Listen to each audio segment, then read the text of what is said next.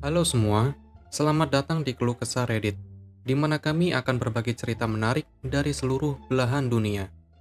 Kali ini kami akan membagikan cerita dengan tema Malicious Compliance, yaitu mengisahkan tentang sengaja mengikuti arahan orang sok tahu dengan maksud buruk. Berikut ceritanya. Cerita pertama. Itu mudah. Aku mencari tombol mudah staples sebagai item lelucon untuk diletakkan di atas menara radio besar untuk kelas panjat yang aku selenggarakan sebelum dunia ketika menyimpang pada tahun 2020. Aku melihat online toko lokal memiliki dua versi dalam stok dan setidaknya 15 dari masing-masing. Satu versi bahkan sedang dijual. Aku sedang menyelesaikan beberapa pekerjaan di truk dealer dengan berjalan kaki singkat. Jadi aku pergi setelah mengantarnya. Toko memiliki mungkin 4-5 karyawan di depan mengobrol.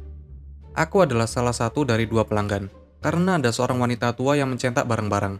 Aku menghabiskan mungkin 15 menit mencari, tetapi tidak dapat menemukannya dimanapun. Jadi aku pergi ke meja dan bertanya. Wanita di sana mengatakan mereka harus pergi ke suatu tempat.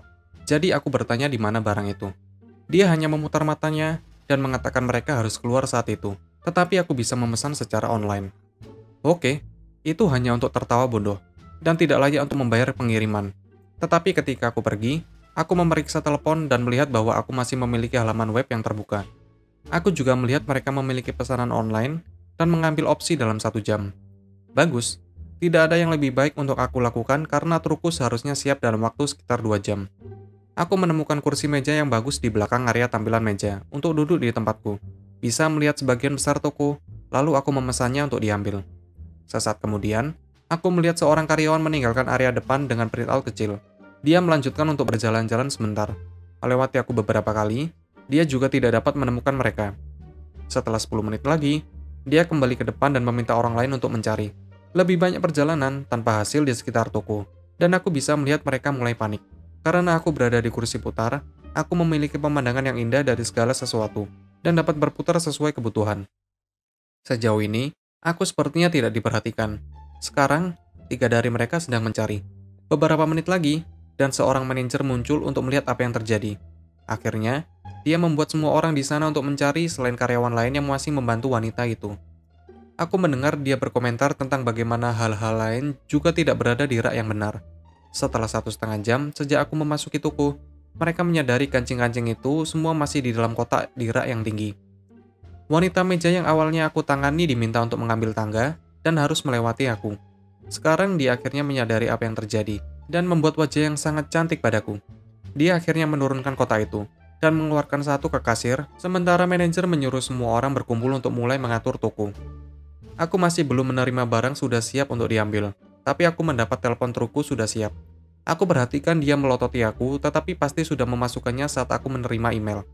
Sekarang, karena karyawan yang tadinya cerewet ini mulai bekerja, aku berjalan ke kasir dan mengambil penjemputan darinya. Segera setelah aku mulai berjalan ke pintu, aku mendengar manajernya memanggilnya untuk datang membantu. Terima kasih atas tip untuk memesan secara online. Cerita kedua. Berusaha sekuat tenaga saat diminta untuk go all out. Aku berada di bulan ketiga pekerjaanku di pompa bensin khusus ini, dan telah menjalin sedikit hubungan dengan polisi setempat. Mereka telah meningkatkan kehadiran mereka setelah kasir termasuk mereka benar-benar telah menerima beberapa ancaman pembunuhan atas hal-hal di luar kendali kami, dan beberapa kasir wanita menerima ancaman lain.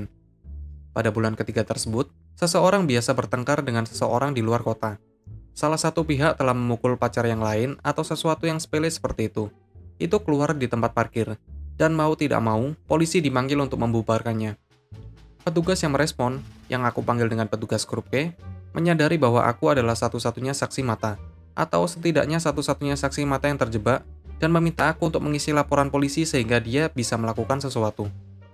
Grup K kemudian membuat kesalahan dengan mengingat bahwa aku adalah seorang jurusan bahasa Inggris di perguruan tinggi, dan meminta aku untuk berusaha sekuat tenaga. Aku telah berusaha sekuat tenaga. Dalam laporan itu, aku benar-benar memasukkan semuanya. Waktu kejadian itu terjadi, serta zona waktu, kamera keamanan yang mendapatkan rekaman yang dibutuhkan, ukuran kasar dan arah cipratan darah, pengukuran di imperial dan metrik, deskripsi fisik pelanggan yang hadir, arah yang dihadapi pelanggan versus apa yang aku hadapi, deskripsi fisik pelanggan tersebut, jumlah pasti uang yang dihabiskan pelanggan untuk belanjaan, dan seterusnya. Kira-kira 2 jam dan sedikit lebih dari 5 halaman kemudian, Mahakaryaku selesai dan aku memanggil Krupke untuk mengambilnya. Krupke, kau tahu aku harus membaca semua ini kan? Aku, kamu menyuruhku untuk all out. Krupke, aku harus membaca ini, Bung. Belakangan diketahui, salah satu petugas lain menginginkan aku didakwa atau ditangkap. Sersan mereka untungnya menolak untuk mendengarnya. Mengutip instruksiku berikut untuk surat itu, dan karena menggunakan tata bahasa yang lebih baik daripada yang pernah dilakukan kebanyakan orang di departemen atau bahkan komunitas.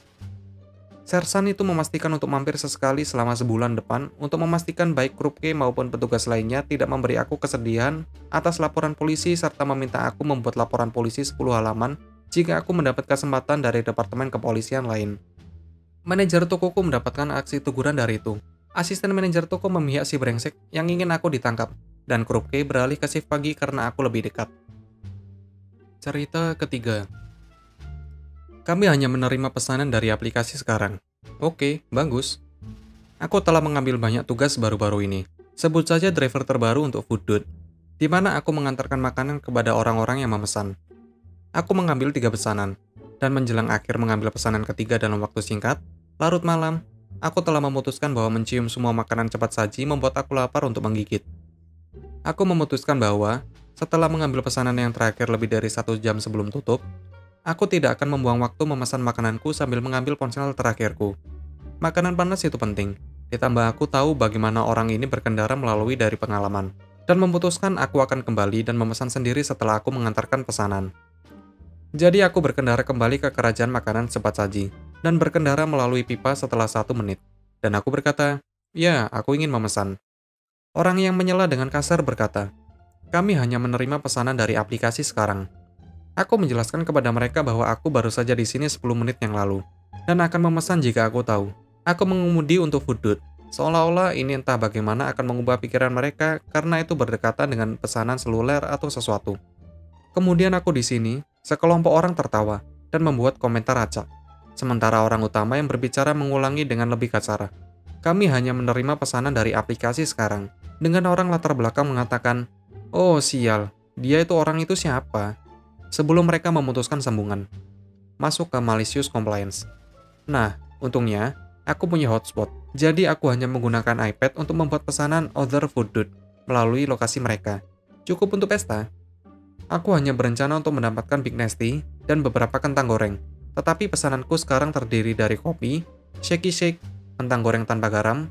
Kalian tahu, beberapa hal yang paling menjengkelkan untuk disatukan untuk pesanan. Aku juga, sambil menunggu di drive melalui di belakang perkumpulan mobil lain, berhasil mengubah namaku di aplikasi Other Fooddude sebagai Jokson Ulysses, yang aku tahu akan muncul dalam sistem mereka sebagai Jokson U. Aku juga berhasil mengambil pesananku sendiri, melihat di mana alamatku, dan di mana aku berada adalah yang paling dekat.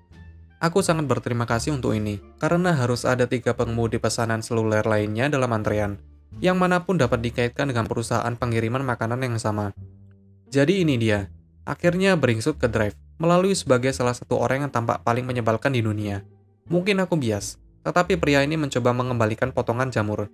Bersandar jauh lebih dari yang dibutuhkan hanya untuk bahagia mengingatkan aku. Bung, kami tidak membuat apapun untuk kamu. Ini mau, giliran aku untuk menyela. Itu adalah pesanan Jokson, yang aku ucapkan Jokuson. Seperti itu adalah nama yang sebenarnya. Aku baru saja mengambil pesanan dalam antrean seperti sekarang. Jadi dia terengah-engah, dan mereka membutuhkan waktu yang sangat lama untuk membuatnya.